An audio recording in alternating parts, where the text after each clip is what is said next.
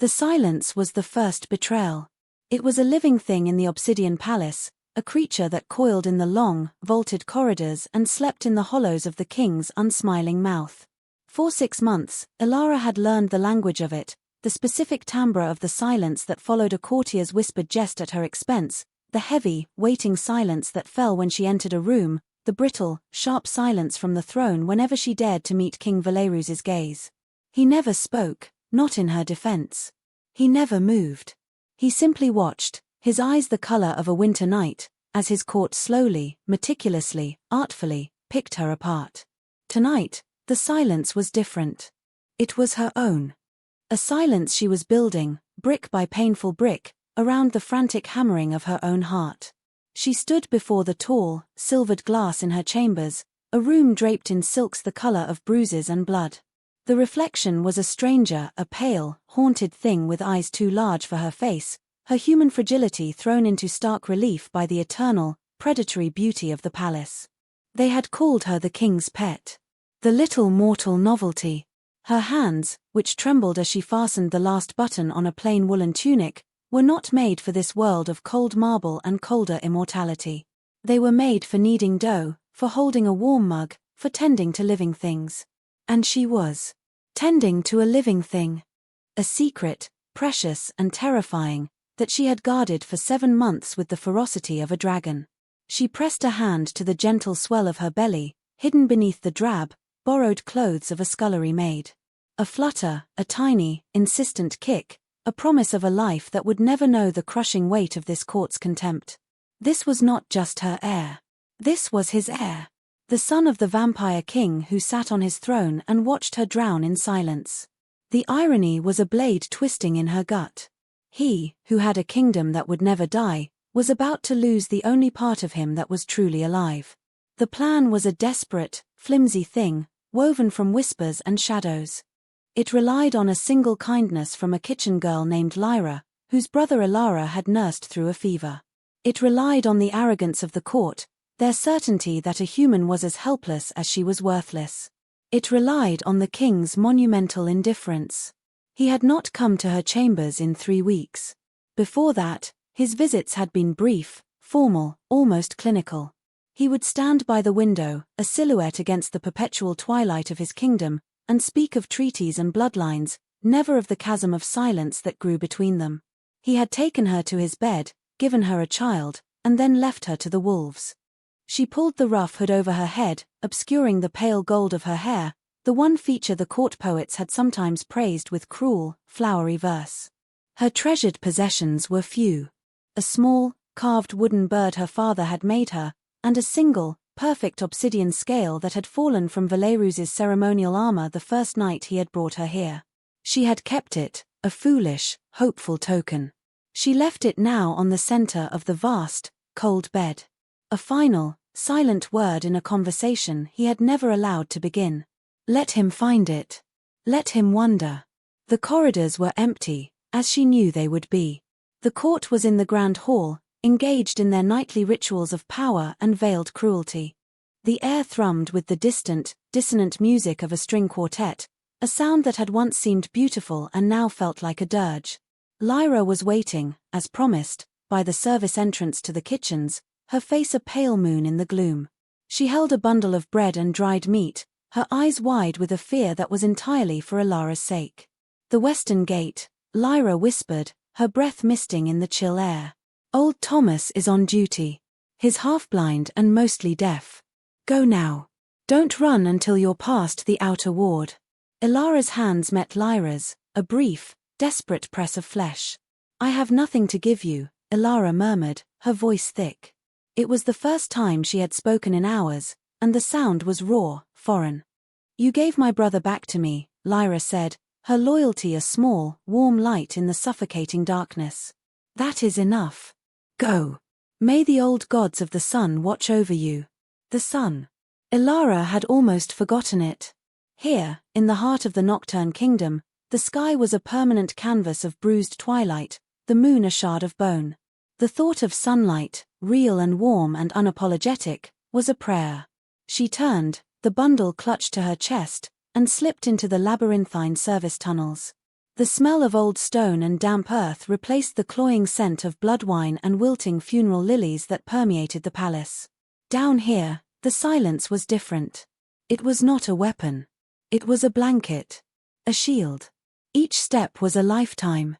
Each drip of water from the ceiling a crack of thunder in her ears. Her body, heavy with new life, ached in protest.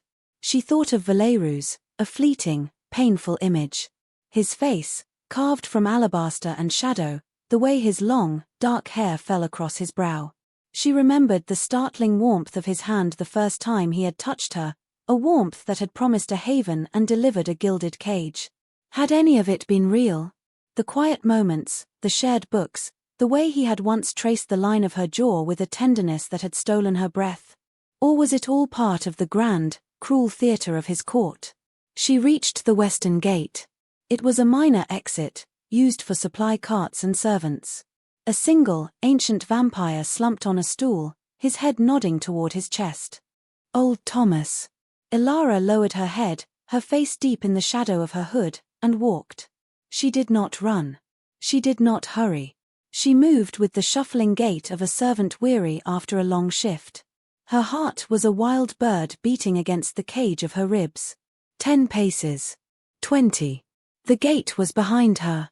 The cold, clean air of the mountains filled her lungs, sharp and intoxicating. She was in the outer ward. And then, she ran. She ran until her lungs burned and her legs screamed, away from the silence and the shadows, toward a sun she could only imagine, with the king's living heart beating safely beneath her own. For 2 days, the obsidian scale lay on the unrumpled silk of the royal bed. For 2 days, the king did not enter his consort's chambers. He was occupied with matters of state, a territorial dispute with the southern wolf clans, a failing blood tithe from a human principality. He moved through his duties with the same chilling, dispassionate grace he moved through eternity. His court orbited him, their whispers and schemes the grinding of the celestial spheres. They noted Ilara's absence from the evening meal, from the morning's silent audiences. Her absence was a small, satisfying victory for them. The little human bird was sulking in her cage. Perhaps the king was finally tiring of his novelty. Lady Serafina, her fangs like polished daggers and her ambition a palpable force, positioned herself closer to the throne, her crimson gown a slash against the black marble. Valerus noticed Ilara's absence, of course. He noticed everything. It was a small, quiet space in the vast tapestry of his awareness, but it was there. He had given her this time, this distance. He had believed it was a kindness. A space for her to acclimate, to grow a thicker skin. He had seen the court's barbs, heard the veiled insults. He had seen them as trials by fire, the necessary, painful forging of a human soul into something that could withstand an immortal court. He had expected her to bend, perhaps, but never to break. He had underestimated the relentless, grinding pressure of their contempt. He had overestimated his own passive protection. He had thought his possession of her was shield enough. He had been a fool. On the third night, a strange disquiet settled over him. A thread was loose in the perfect, cold order of his world. He concluded his audience, dismissing the fawning courtiers with a flick of his fingers, and walked the silent corridors toward her wing of the palace. The 2 guards at her door, hulking brutes named Cassian and Marius, bowed low. They had not seen her. They had assumed she was unwell. Their purpose was to keep others out, not to keep her in. The thought had never occurred to any of them that she might want to leave. Where would she go? Back to her sun-drenched, short-lived world of rot and decay? He pushed open the heavy doors. The silence that met him was not the silence of sleep. It was the silence of abandonment. The air was still, cold, holding the faint, fading scent of her chamomile and sunlight and something uniquely, mortally warm. The room was immaculate, her few possessions arranged with a precision that screamed of departure. And on the bed, a single, dark speck on the sea of silver silk, was the obsidian scale from his armor. He picked it up. It was cool against his skin, a piece of himself that he had not even realized was missing. He remembered the night it had fallen. Their first night. He had been removing the heavy, ceremonial plate, and she had watched him, her eyes filled not with fear, as he'd expected, but with a quiet, unnerving curiosity. He had felt, for the first time in centuries, seen. Not as a king, not as a predator, but as a man. He had let the scale lie where it fell. He turned, his senses expanding, sweeping through the castle. Her scent was a ghost trail, leading down through the service tunnels, growing fainter and fainter until it mingled with the thousand other smells of the lower wards, and then, it vanished at the western gate. He was there in an instant, a whisper of shadow and fury. Old Thomas, roused from his stupor by the king's terrifying presence, could only stammer about a kitchen girl leaving her shift. Valerus returned to her rooms, the scale now clenched in his fist so tightly its sharp edges dug into his palm. Something was wrong. This was not the act of a sulking consort. This was an escape. A desperate, calculated flight. But why? The court was cruel, yes, but he had given her luxury, safety from the outside world, the promise of a life untouched by age or disease. What could have driven her to trade that for the wilderness? His gaze fell upon her wardrobe. He swept the doors open. Silks and velvets hung in perfect order. But in the back, behind a row of gowns, was a small, empty space.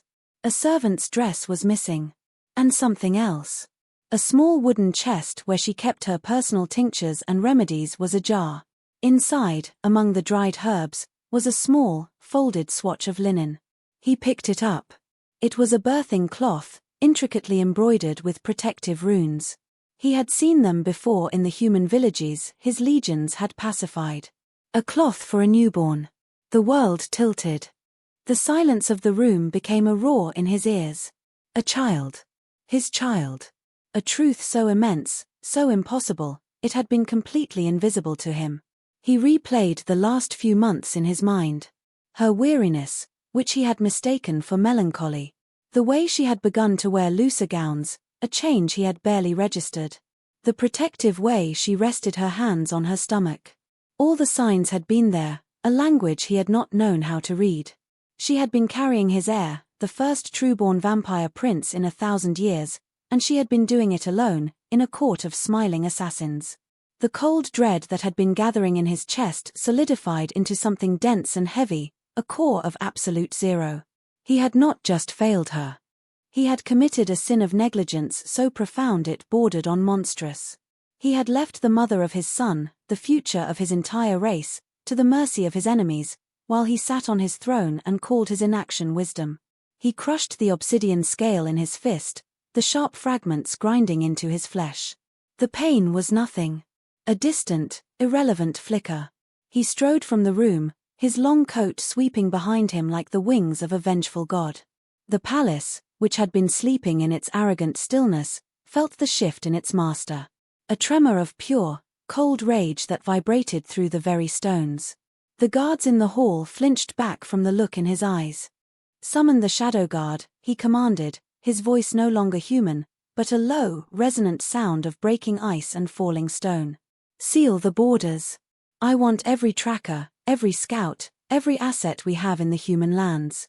"Find her," he paused, the words catching in his throat, tasting of ash and regret. "Find them. Bring them home." The last two words were a whisper, not a command, but an anguished prayer to a god he had long ago ceased to believe in. The hunt had begun. Not for a runaway consort, but for the heart of his kingdom, which was now beating somewhere in the cold, unforgiving wilderness. The first days of freedom were a blur of terror and exhaustion. Ilara moved by night, sleeping in hollow logs and shallow caves during the grey twilight hours. Kale, she had named him. A strong, simple name from her own people.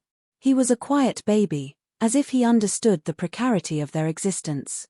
His eyes, when they opened, were not the winter night black of his father's, but a deep, stormy grey, flecked with silver. He had Valerus's impossibly fine, dark hair, but her mouth, her chin. A perfect, terrifying fusion of their two worlds. She nursed him, her body aching, her milk a thin but steady comfort. The bread and meat from Lyra were gone within 2 days. Hunger became a constant, gnawing companion. She foraged for berries she recognized, dug for roots with her bare, bleeding fingers.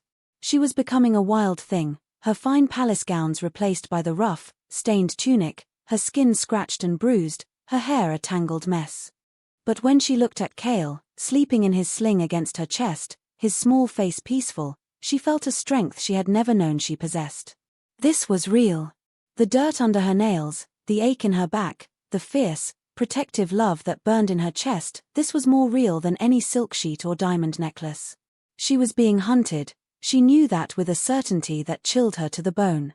Twice, she saw them, dark, fleeting shapes on a distant ridge, moving with unnatural speed. Valerus's shadow guard. The most elite trackers in the Nocturne Kingdom.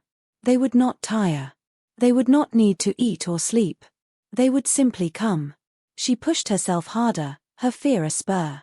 She traveled through dense, pathless forests, waded through icy streams to cover her scent, her every instinct screaming for survival. Meanwhile, Valerus tore his own kingdom apart looking for her. He was a storm of focused, silent fury. He had personally interrogated old Thomas, his mental probes stripping the old vampire's mind bare in seconds, revealing only the pathetic, muddled image of a hooded servant. He had moved on to the kitchens, to the entire servant class. His rage was so potent, so absolute, that ancient vampires who had faced down armies trembled in his presence. He found the girl, Lyra. She stood before him, small and terrified, but her jaw was set. She was kind, Lyra said, her voice shaking but unbroken. She was dying here. You were all killing her, with your whispers and your silence. You, most of all, my king. For her honesty, he did not kill her. He did not even punish her. He simply looked at her, and for the first time, one of his subjects saw not a king, but a man hollowed out by regret. He exiled her from the court, sending her to a remote, quiet outpost where she would be safe from the court's retribution. It was the closest he could come to a gesture of gratitude. He took to the field himself. He left the sycophants and schemers of his court behind, a silent promise of a reckoning to come upon his return. With him were only his 5 most trusted shadow guard, vampires so old their own names were dust, their skills legendary. They moved through the human lands like ghosts. He breathed in the scent of the world Alara now inhabited, damp earth, pine needles, wood smoke. He found the ashes of her first campfire, the remnants of a meal of foraged roots. The signs of her struggle, of her desperation, were like knives in his soul. He began to see the world through her eyes. Every shadow was a threat. Every sound a potential enemy. This was the world he had thrown her into. He, who had legions and ancient power, had never known a moment of true fear in his long life. She, who had nothing but her own courage, was living in a state of constant terror. And she was doing it to protect their son. His son. The thought was still a source of both agony and wonder. He found one of her footprints by a stream bed.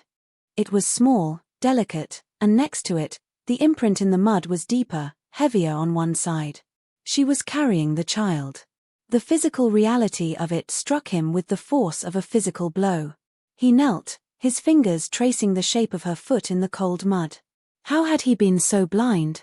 He had been so consumed with the grand scale of his kingdom, with the eternal dance of power and politics, that he had missed the quiet, miraculous, terrifying truth that had been unfolding in his own home. He had looked at her, but he had not seen her. He remembered a conversation they'd had, months ago. She had been looking at a tapestry depicting one of his ancestors, a fierce vampire queen leading a charge into battle. It must be lonely, she had said softly, to be so powerful that no one dares to tell you the truth. He had dismissed it as a naive, human sentiment. Now, the words echoed in his mind, a condemnation. His loneliness was a fortress of his own making, and its walls had been so high he hadn't even noticed her starving to death inside them. The hunt was no longer about retrieval. It was not about reclaiming what was his. It became a pilgrimage. A journey into the heart of his own failure. With every mile he tracked her, with every sign of her hardship he discovered, a piece of the cold, arrogant king chipped away, revealing something older, something more vulnerable beneath. He followed her trail not with the fury of a king, but with the aching desperation of a man who has lost his whole world and is just beginning to understand it was his own fault. Ilara found a temporary haven in a remote, abandoned woodsman's hut. It was little more than 4 crumbling walls and a leaky roof, but it had a hearth and offered shelter from the biting wind. For a week, she and Kale knew a fragile peace.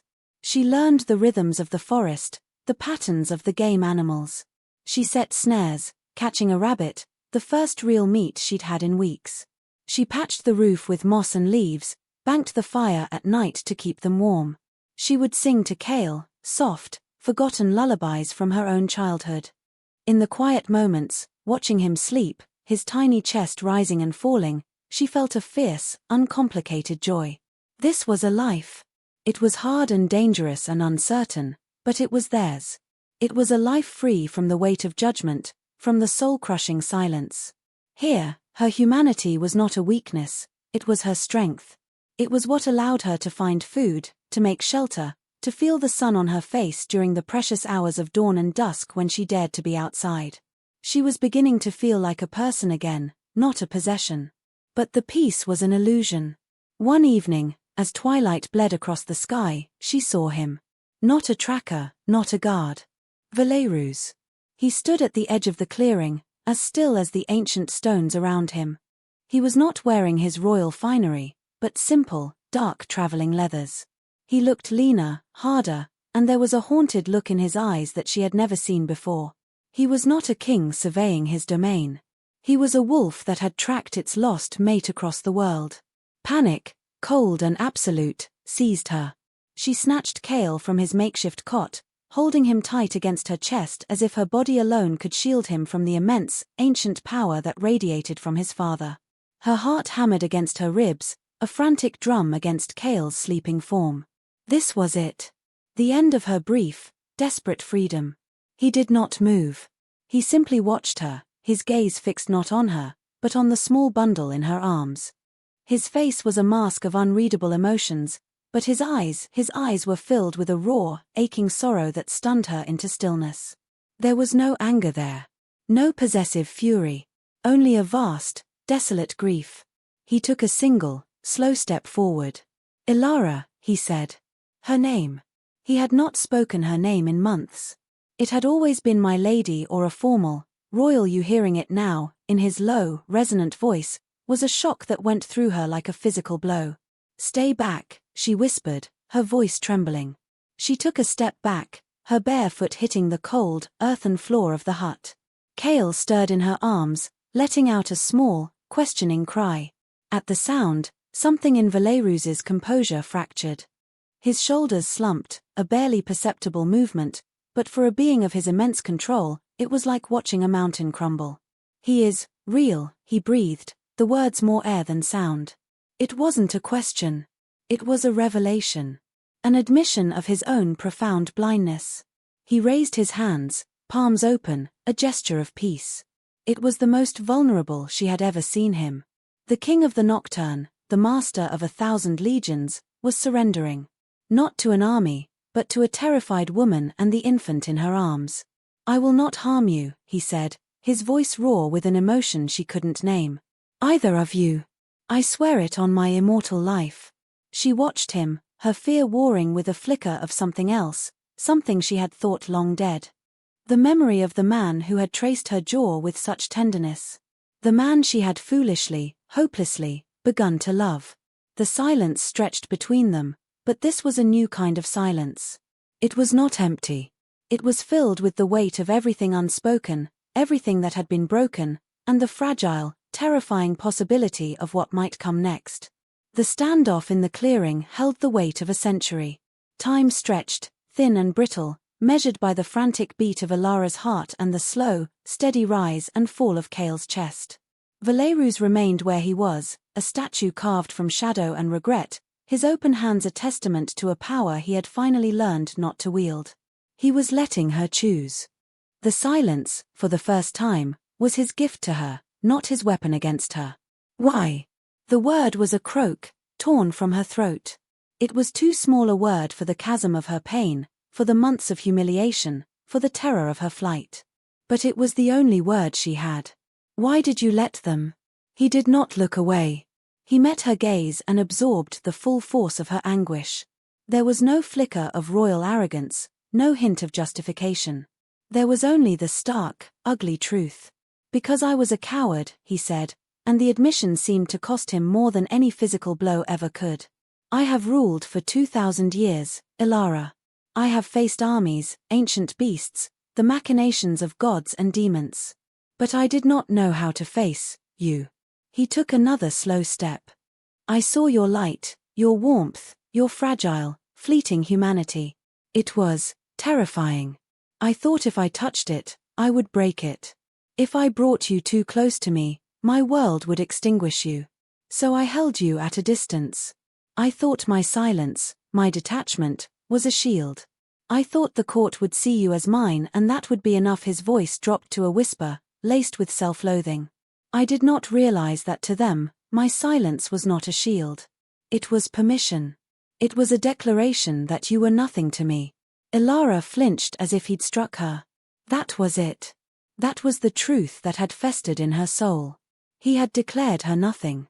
And the court, his loyal, vicious court, had acted accordingly. Tears she had refused to shed for months burned behind her eyes. They stripped me of my name, she said, her voice gaining a tremor of strength. They made me invisible. I would walk into a room and conversations would stop. They would look through me as if I were glass. They spilled wine on my gowns and called it an accident. They whispered that my human stench offended the king's senses. And you just sat there. I know, he said. His face was etched with a pain so profound it seemed to age him, to crack the perfect, immortal mask. I saw it. I heard it. And I told myself it was a test. That you needed to become strong enough to endure them. That you needed to earn your place. He shook his head slowly, a gesture of utter defeat. The arrogance of it. You owed us nothing. We owed you everything. You were carrying the future of my line, and I let my pride, my fear, my abysmal ignorance, put you both in mortal danger. He looked at Kale, who had begun to fuss, his little face scrunching up. The infant's distress seemed to pierce Valeru's directly. May I, he began, then stopped, as if realizing he had no right to ask for anything. May I see him? Ilara hesitated. Every instinct screamed at her to run, to hide her son from this world, from this man who was both his father and a stranger. But the raw, unvarnished vulnerability in Valeru's eyes held her captive. This was not the king. This was a father seeing his child for the first time. Slowly, cautiously, she lowered the sling from her shoulder, turning Kale so Valeru's could see his face. Valeru's moved closer, his movements unnaturally slow, as if afraid a sudden gesture might shatter the fragile moment. He knelt in the dirt and damp leaves, the king of the nocturne on his knees before his outcast family. He didn't reach out. He just looked. He drank in the sight of his son, the dusting of dark hair, the tiny, perfect ears, the stormy grey eyes that were blinking up at him. A sound escaped his throat, a choked, guttural noise of awe and agony. He has your eyes, Ilara whispered, not knowing why she said it. No, Valeru's corrected, his voice thick. He has my mother's eyes. I have not seen them in 3 millennia. He finally looked up at her, and the tears he could not shed were present in the glistening torment of his gaze. He is the first pure thing in my life since she died. And I almost lost him before I ever knew him. He finally extended a hand, not toward the baby, but toward her. His long, elegant fingers were trembling. Ilara, I cannot erase the past. I cannot unwound the cruelty you have endured. It is a stain on my honor, on my soul, that will never wash away. But I am asking you, not to forgive me. It is too soon. It may always be too soon. I am asking for a chance. A chance to be the man you deserved from the beginning. A chance to be a father to our son. His plea hung in the air between them. It was not a demand. It was not a command. It was a supplication. He was placing his future, the future of his kingdom, entirely in her hands. He was giving her back the power his court had stolen. The power to choose. She looked from his anguished face to the sleeping face of her son. The world she had escaped to was harsh and unforgiving. She could survive here, perhaps. But could Kale thrive? He was half vampire, a being of 2 worlds. He would need more than foraged roots and a leaky hut. He would need his father. He would need to understand the part of himself that was ancient and powerful and of the night. But she would not go back to the obsidian palace. Not to that gilded cage filled with vipers. I will not go back there, she said, her voice firm, the last of her fear burning away, replaced by a cold, hard resolve. I will not have my son grow up in a place where his mother is seen as less than dust. I will not have him learn contempt from your court. Nor will I, Valerus said without hesitation. That court is broken. I broke it with my neglect. When we return, if you choose for us to return, it will not be to the palace you knew. I will tear it down to the foundation if I have to. I will purge the vipers. I will build a world that is worthy of you both. He looked at Kael again, and a fierce, protective light entered his eyes. They will kneel to you, Elara. Not out of fear of me, but out of respect for the queen who bore the future. I will make them see you. This was the promise she had longed for. Not of jewels or power, but of being seen. Of being valued. It was a promise of a new world, a world he would have to build from the ashes of the old one. The journey would be long. The wounds were deep. But looking at him, kneeling in the dirt, stripped of all his power except the power of his regret, she saw not the king who had betrayed her, but the man who was willing to burn down his world to win her back. Slowly, her hand still clutching Kael protectively, she took a single step forward. It was not a surrender. It was a new beginning. An armistice in a war she had never wanted to fight. A first, tentative step onto a bridge he was building across the chasm of his own making. They did not return to the Nocturne Kingdom for another month. Valerus sent his shadow guard away with a single, curt command to await his return at the border. He stayed with her in the woodsman's hut, a king living as a commoner. It was a strange, delicate time, a period of careful negotiation over the wreckage of their past. He did not touch her, did not presume any intimacy. He gave her space, both physical and emotional, respecting the boundaries she had been forced to draw. He learned, for the first time, the simple, profound rhythms of a mortal life. He watched her tend to Kael, his expression a mixture of fascination and heartbreaking sadness for all he had missed. He learned the specific pitch of Kael's cry when he was hungry versus when he was tired. He saw the fierce, unyielding love in Elara's eyes as she nursed their son, and he understood that this love was a force more powerful than any army he had ever commanded. He provided for them. He would disappear into the forest at dusk and return with firewood that would last for days, or with a deer, cleanly and respectfully killed. He repaired the leaky roof, his ancient power used not for conquest, but for the simple, domestic act of providing shelter. He would sit for hours by the fire, simply watching them, his silence no longer one of neglect, but of reverent observation. One evening, Kael was crying, a wail of discomfort that Elara couldn't soothe.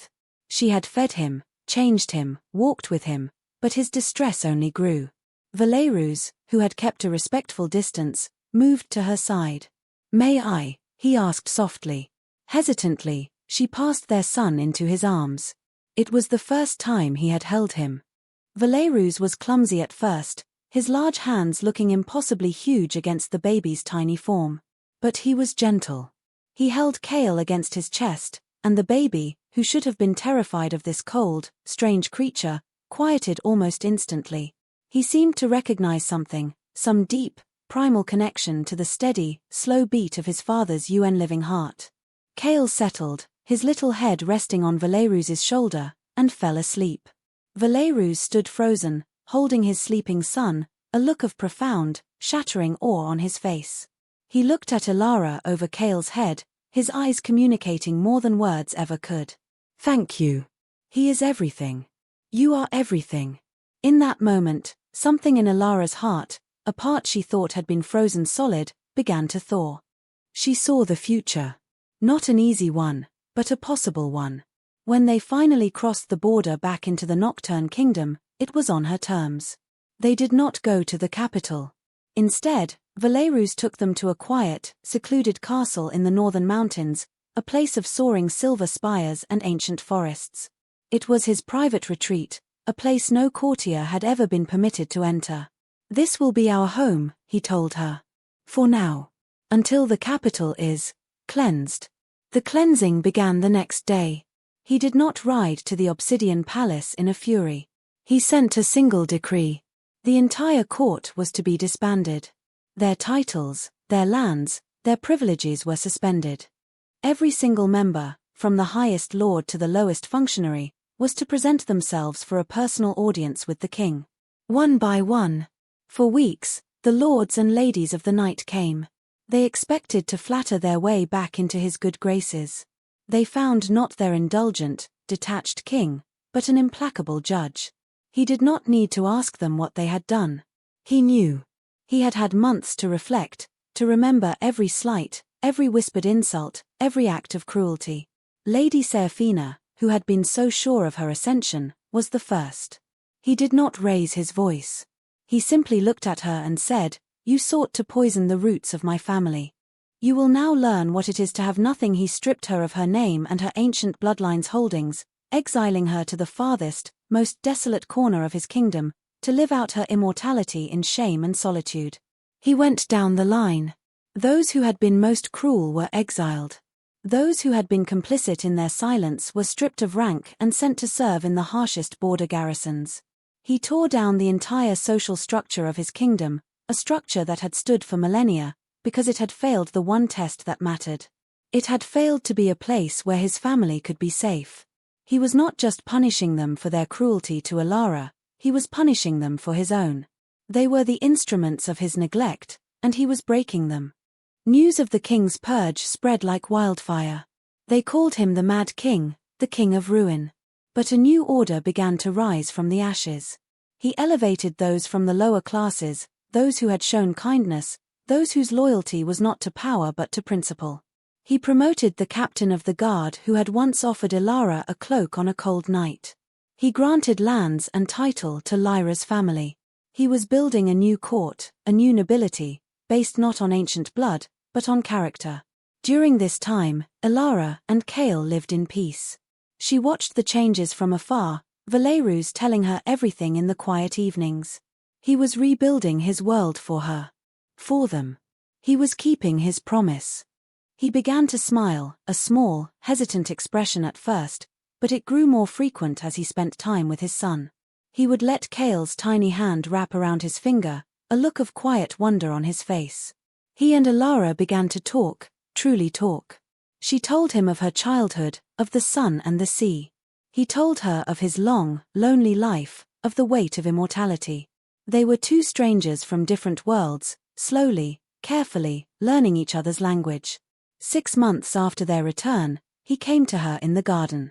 Kale was sleeping nearby in a basket, bathed in the soft, grey light of the eternal twilight.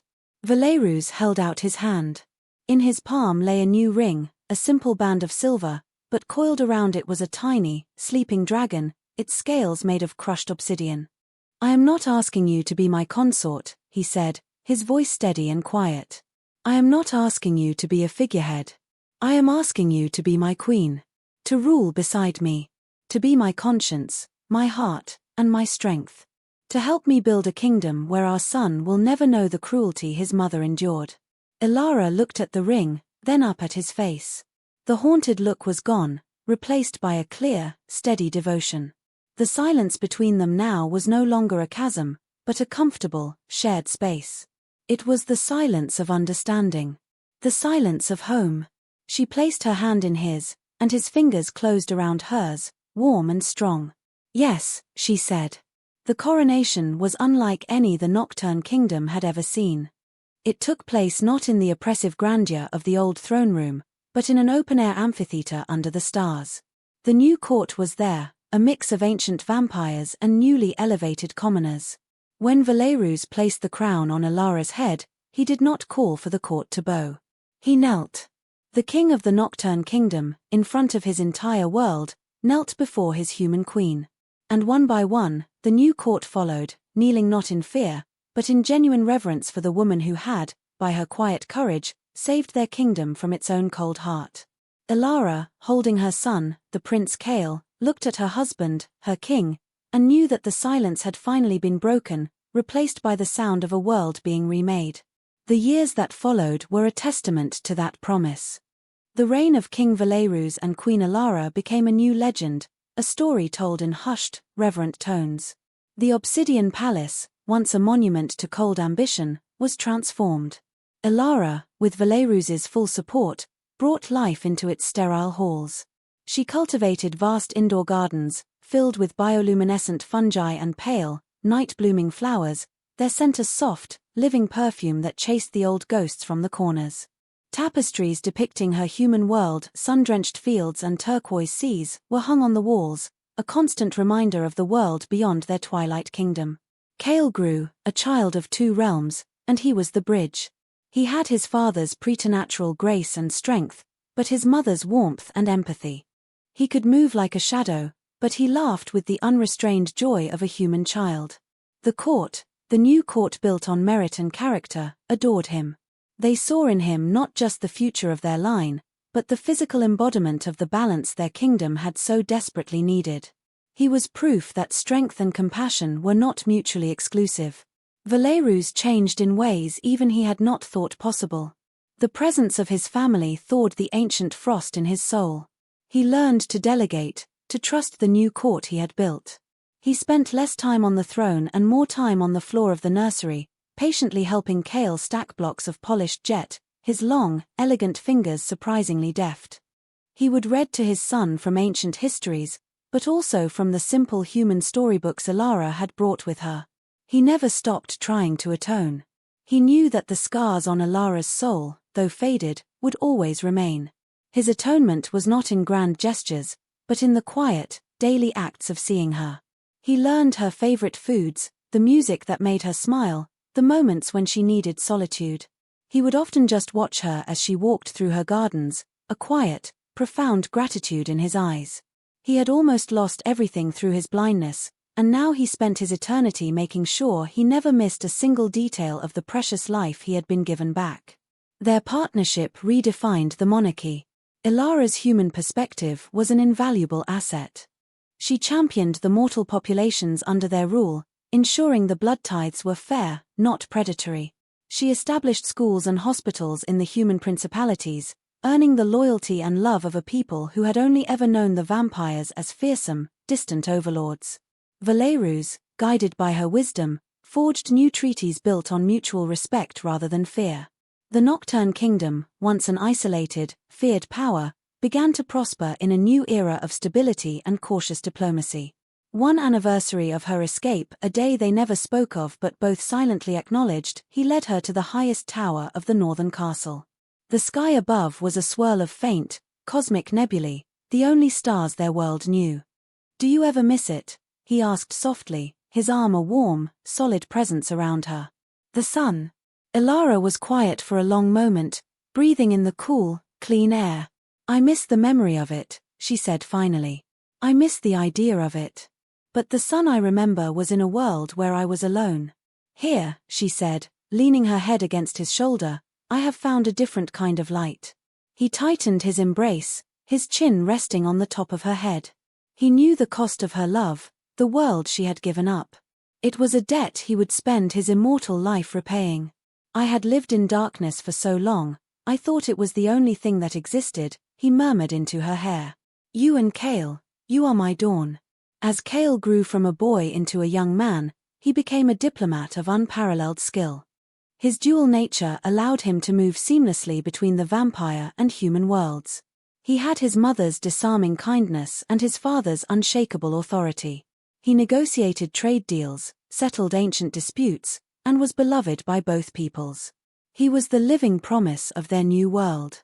Elara never lost her core of inner strength, the steel that had allowed her to survive the court and flee into the wilderness. As queen, she was compassionate but firm. She had a unique ability to see the hidden pain in others, to understand the language of silence and what it concealed. Those who had been marginalized or overlooked in the old regime found a champion in her. She became known as Elara the Wise, the Sun Queen of the Night. Valerus, in his later centuries, was a king transformed. The cold, detached monarch was a distant memory. He was still powerful, still a fearsome warrior when necessary, but his power was now tempered by a profound wisdom and a deep, abiding love for his family. He ruled with a lighter touch, confident in the kingdom he and Elara had built together. One evening, as they sat together in their private library, Watching a now-grown Kale debate politics with the kingdom's elder advisors, Ilara reached out and took Valerus's hand. Her hand was warm, lined with the faint map of a life fully lived. His was cool and smooth, eternally unchanging.